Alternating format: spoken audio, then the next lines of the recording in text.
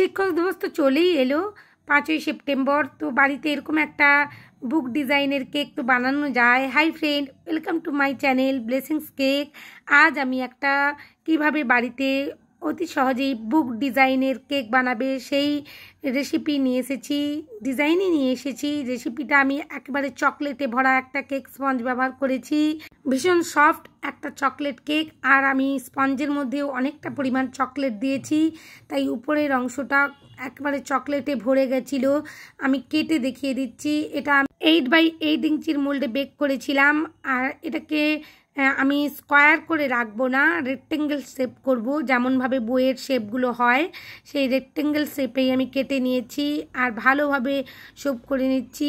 এটা যেহেতু একেবারে চকলেটে ভরা একটা স্পঞ্জ কেক রেডি করেছিলাম, তাই লেয়ার কাট করার সময় একটু আদ্রু ভেঙে যাচ্ছিল। কোনো অসুবিধে নেই, আমি ম্যানেজ করে নিচ্ছি এখানে। তোমরাও দেখো কিভাবে এরকম স্পঞ্জ একটু আদ্রু যদি চারিদিক থেকে ভেঙে যায় তো কিভাবে ম্যানেজ করবে।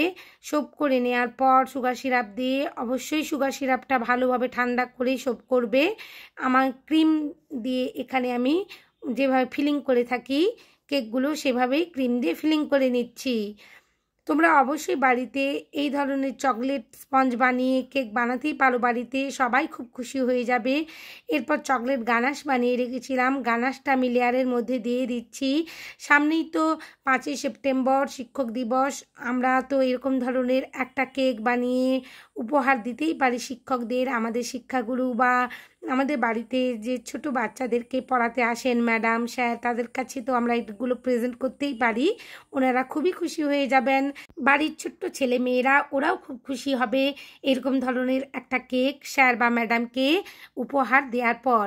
উপরের অংশেও যে স্পঞ্জটা আমি বসিয়ে দিয়েছিলাম সেটাও সুগার সিরাপ দিয়ে সোপ করে নিয়েছি। অবশ্য বেশি পরিমাণ এখানে সুগার সিরাপ আমি ইউজ করছি না, কারণ কেকটা খুবই নরম সফট একটা স্পঞ্জি আমি কেকের স্পঞ্জ রেডি করেছিলাম। এটা মাড কেকেরই মতন, মাড চকলেট কেক এরই টাইপ।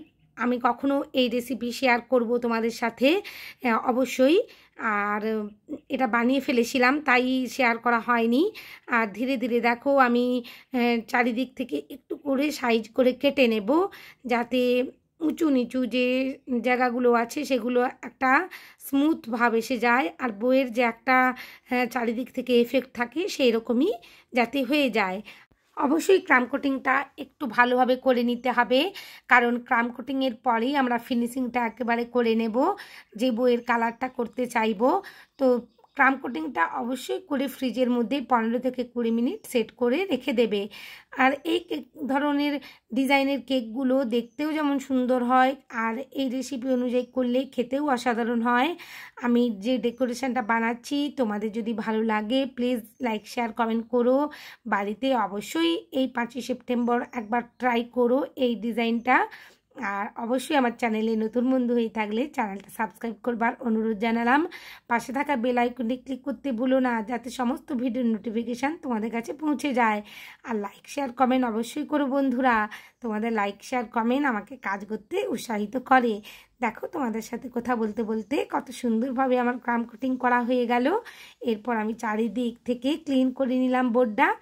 অবশ্যই আমি ফ্রিজের মধ্যে সেট করতে রেখে দিয়েছিলাম কেকটা 15 থেকে 20 মিনিটের জন্য। এখানে আমি একটা বাস্কেট নোজেল ব্যবহার করছি। বাস্কেট নোজেল বা রোজ নোজেল যেটাই পারো তোমরা ইউজ করতে পারো। বইয়ের যে 3 দিকে হোয়াইট কালারের পেজগুলো থাকে সেই পেজেরই একটা এফেক্ট করছি। 3 দিকে আমি এভাবে একটা হোয়াইট কালারের এফেক্ট করে নেব, ক্রিম দিয়ে ফিনিশিংটা করব। আর উপরের অংশে আর একটা সাইডে আমি একটু ভায়োলেট কালারের ক্রিম রেডি করেছিলাম পিঙ্কের সাথে। এখানে ব্লু জেল কালার মিশিয়ে নিয়েছিলাম। অবশ্যই জেল কালার মেশাবে। আর এখন ভীষণই গরম, তো হাতের মধ্যে ক্রিম নিয়ে কাজ করার সময় বারবার মেল্ট হয়ে যাচ্ছে, আমার নিজেরই মেল্ট হয়ে যাচ্ছে ক্রিমগুলো। একটু সেট করে নেবে বারবার, ফ্রিজের মধ্যে সেট করে নিয়ে ক্রিমটা ইউজ করলে আর এরকম ধরনের প্রবলেমগুলো আসবে না। আর অবশ্যই কিচেন রুমালের মধ্যে ফ্যালেন নাইফটা বারবার ক্লিন করতে থাকবে, নালে একই ফ্যালেন নাইফ দিয়ে যদি হোয়াইট কালারের অংশে ফিনিশিং করতে যাও তো পেজের যে হোয়াইট কালারের এফেক্টটা সেটা থাকবে না আর ভালো লাগবে না। তাই ফ্যালেন নাইফটা অবশ্যই বারবার ক্লিন করে নেবে একটা কিচেন রুমালের মধ্যে। দেখো এখানে আমি কিভাবে ধীরে ধীরে কাজগুলো করছি, খুবই ধীরে ধীরে নিট অ্যান্ড ক্লিনভাবে করতে হবে। আমার যারা বিগিনার বন্ধুরা আছো তারা অবশ্যই আশা রাখছি এই ভিডিওটা দেখে তোমরা বাড়িতে এরকম ধরনের একটা বুক ডিজাইন কেক বানাতে পারবে। দেখো ধীরে ধীরে আমি হোয়াইট কালারের অংশটাও ফিনিশিং করে নিচ্ছি। যে অংশগুলোতে ক্রিম লাগবে বলে মনে হচ্ছিল আমি অল্প করে দিয়েই দিলাম। আমারও একটু ভায়োলেট কালারটা মিশে যাচ্ছিল, আমি ম্যানেজ করে নিয়েছি। আর দেখো এগুলো একটু হয়, একটু ম্যানেজ করে নিতে হবে। আর উপরের যদি বইয়ের কালারটা পেজটা আমি যদি কভারটা যেটা সেটা যদি একটু রেড বা ইয়েলো কালার করতাম আরও বেশি ফুটতো। তোমরা অন্য কালার করতে পারো, ব্ল্যাক, ব্রাউন বা রেড। আমি এখানে ভায়োলেট কালারটাই করেছি আর একটু হালকা লাগছে। তোমাদের দেখিয়ে দিচ্ছি আমি কি পদ্ধতিতে একটা বুক ডিজাইন কেক করবে। অবশ্যই স্কোয়ার কেককে রেক্ট্যাঙ্গেল করে কেটে নেবে, বইয়ের একটা শেপ যে হয় সেই শেপেই কেটে নেবে। কখনোই একটা স্কোয়ার কেকে এভাবে বইয়ের যে ডিজাইনটা ওটা আনা যায় না, তাই একটু কেটে নিয়ে তারপরেই যে বই ডিজাইন কেকগুলো হয় সেটা করে নেওয়ার চেষ্টা করবে। এখানে আমি একটা ফ্লেক্সিবল স্ক্র্যাপার নিয়ে নিয়েছি, নিয়ে উপরের অংশটা একটু স্মুথ করে নিচ্ছি ভালোভাবে। উপরের অংশটা অবশ্যই একটু নিট অ্যান্ড ক্লিনভাবে ক্লিন করতে হবে, নাহলে দেখতে অতটা ভালো লাগবে না। আর এখানে স্ক্র্যাপার দিয়ে আমি বইয়ের যে দাগ থাকে পৃষ্ঠাগুলো সেই রকমই একটা এফেক্ট করে নিচ্ছি। খুবই আলতো হাতে স্ক্র্যাপারটা ধরতে হবে, জোরে টানা যাবে না, তাহলে ভেতরের যে ব্ল্যাক স্পঞ্জ আছে আমার চকলেট স্পঞ্জ সেটা দেখা যাবে, ভালো লাগবে না। তাই খুবই হালকা হাতে এই স্ক্র্যাপারটা টেনে নিতে হবে। আর এখানে আমি একটা নূর 8 নম্বরের নোজেল নিয়ে নিয়েছি আর একটু বার্গেন্ডি কালার মিশিয়ে নিয়েছিলাম হোয়াইট কালারের ক্রিমের সাথে। সেটা দিয়েই চারিদিক থেকে একদম ছোট্ট ছোট্ট করে একটা বর্ডার করে নিচ্ছি। চারিদিক থেকেই করে নেব বর্ডারটা।